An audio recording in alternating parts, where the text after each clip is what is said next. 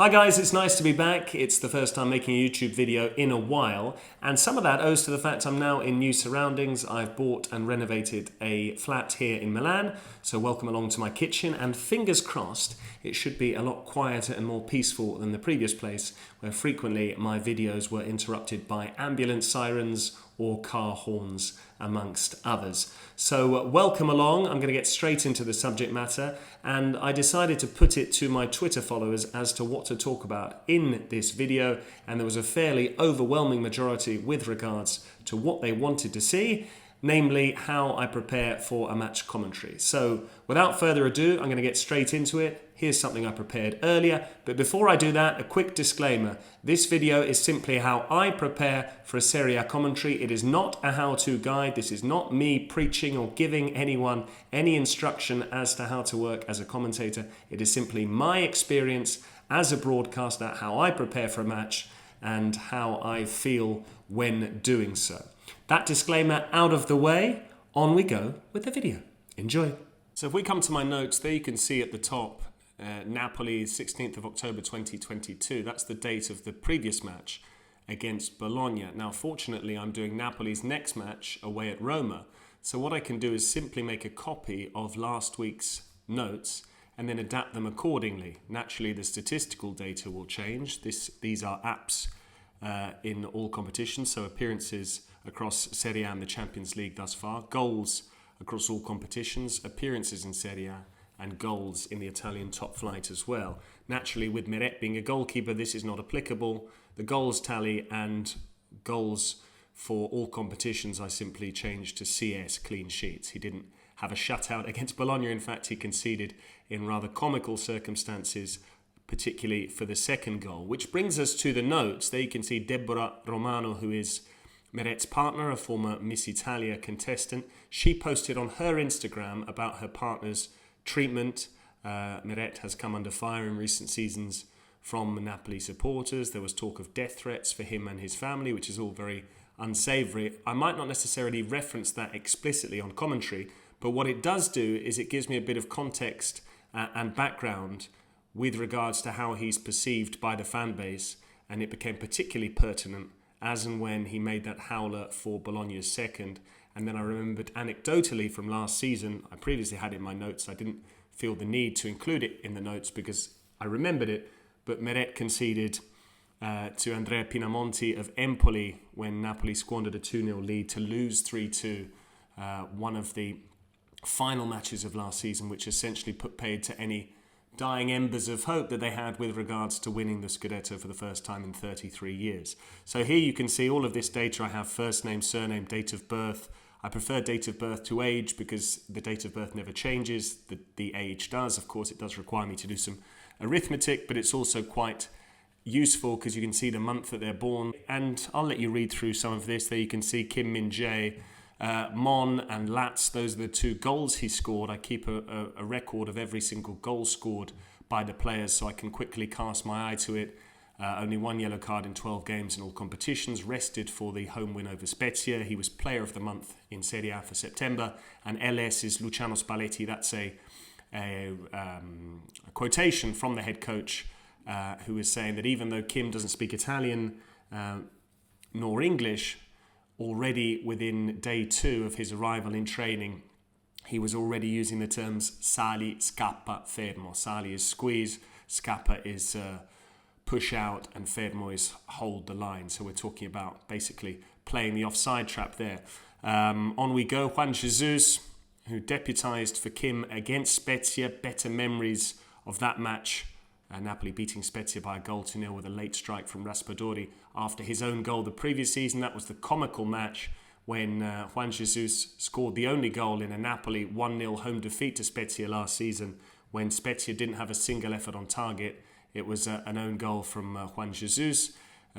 Interestingly, he then scored at the same end of the ground against Bologna at the weekend against Thiago Motta, now coaching Bologna, but who coached Spezia. So as you can see, you can really get into granular detail, minutiae, all of that.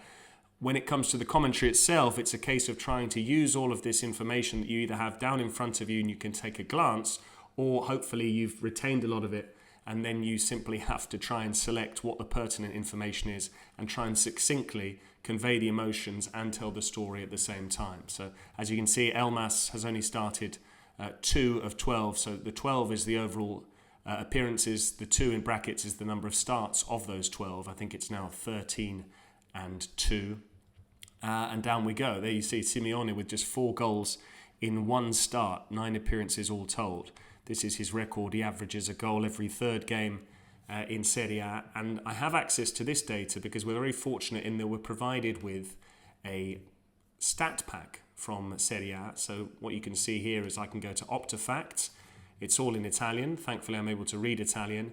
Napoli have won all of the last 4 Serie A matches against Bologna, with 3 clean sheets in that time. That sequence came after Bologna had won 2 and drawn 1 of the previous 3. But what's particularly useful here is I can go down to Napoli appearances and goals, and I can immediately see the number of Serie A matches. So Meret has played 87 times in the Italian top flight.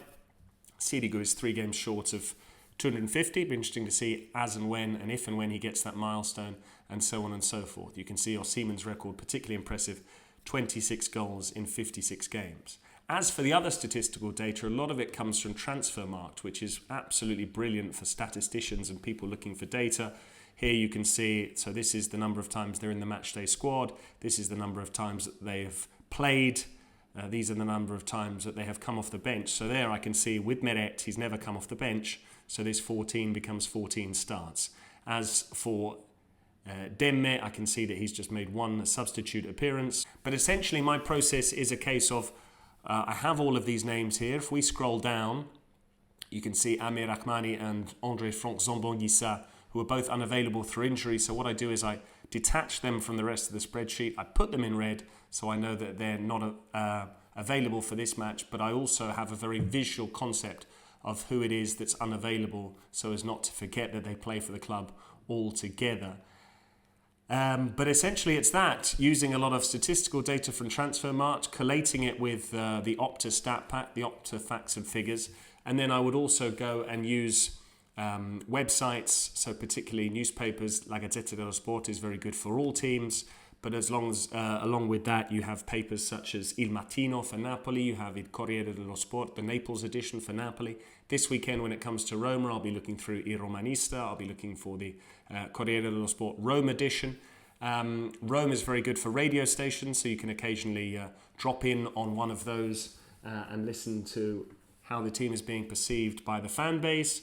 So this is in response to those asking me about my notes. Essentially, I will make a copy of this and then I will read through the papers over the course of the week. I'll highlight things on the iPad that I find interesting, and I'll try and tweak this and adapt it where possible to the opponents for that match. So this will change from one game to the next. Matteo Politano being from Rome, coming through the Roma Academy, for instance, his notes will naturally change.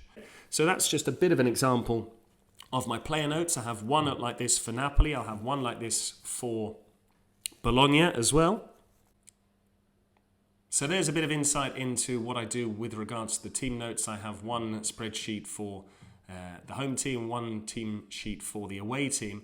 And then I have this, which is just a generic template that I print out and compile by hand. So as you can see, you have the team name, you have their league position here, you have their next 5 fixtures. So you can see Napoli's next games are away at Roma. Then they have match day 5 of the Champions League at home to Rangers. There's that asterisk once again to denote the fact it's a Champions League game. They'll play Sassuolo, away to Liverpool, and so on and so forth. Beyond that, we go down, we have some quotes from the head coach, Luciano Spalletti. Had we not had Raspadori and Simeone, it would have been tough without Osimhen. That's in reference to the Napoli record signings absence through injury.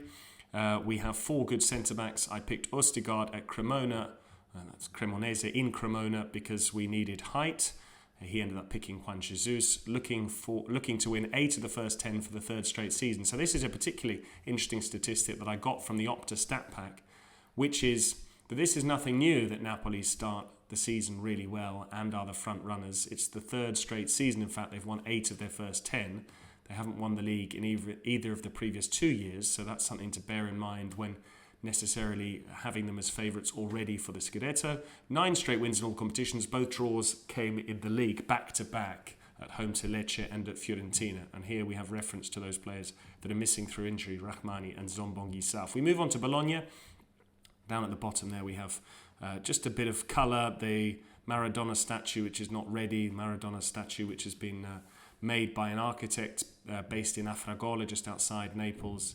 And then a reference to just how clinical Raspadori has been in the Champions League, averaging a goal every 31 minutes compared with Erling Haaland scoring one in Europe's Premier Club competition every 41 minutes. And then Raspadori also emulating Del Piero and Ravanelli by scoring in each of his first 3 Champions League fixtures. They did that in 1995. Again, something I was able to glean from a newspaper or the Opta stat pack. I can't remember exactly.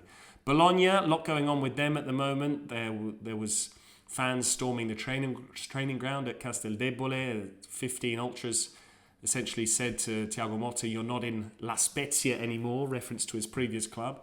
Made me chuckle, reminded me a little bit of the Wizard of Oz. Toto, I have a feeling we're not in Kansas anymore.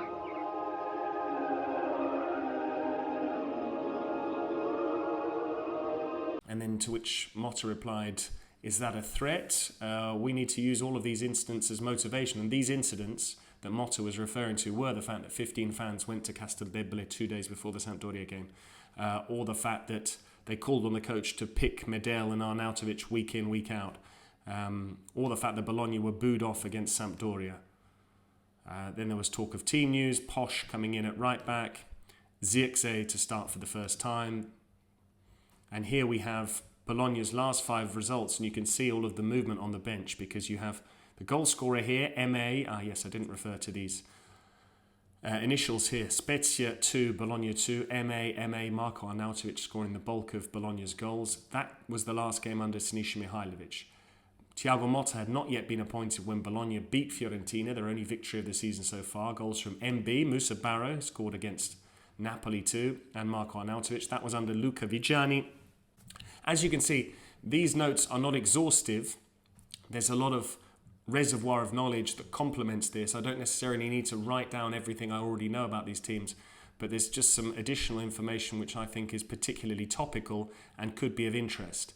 The way I treat my notes is I try and be as informed as a supporter of that club, particularly when you're doing a relatively niche product like Serie A for an English audience. You need to consider that often people watching the match that you're doing will be fans of that specific club. So you need to make sure that you are at least as well informed as them, if not more informed. So here you can see in the calendar year, Napoli with 63 points in 2022, Milan with 64, and they scored 61 goals, Napoli. So as you can see, there's a lot of information that goes into that.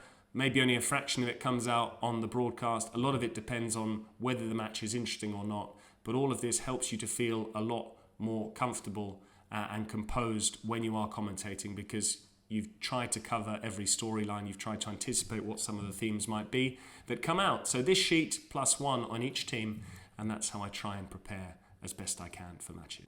So if you managed to sit through all that without turning off, congratulations. Give the video a thumbs up if you liked it, and also subscribe if you haven't done already. That was just a bit of an insight into the prep process with regards to my commentary notes. As I said, I apologise I wasn't able to have the split screen with me reacting to what I was saying and talking through the screen recording. Unfortunately, you'll forgive me the fact that I've recently moved flat, and so therefore I haven't yet located my selfie stick. So technologically challenged for the moment, but hopefully the content was what you wanted to see. Thanks again for all of those who did interact with me on Twitter. Please make sure you comment below if you have any further requests or any further questions about what I've spoken about today. And thank you very much for watching. I'll see you on the next one. Goodbye.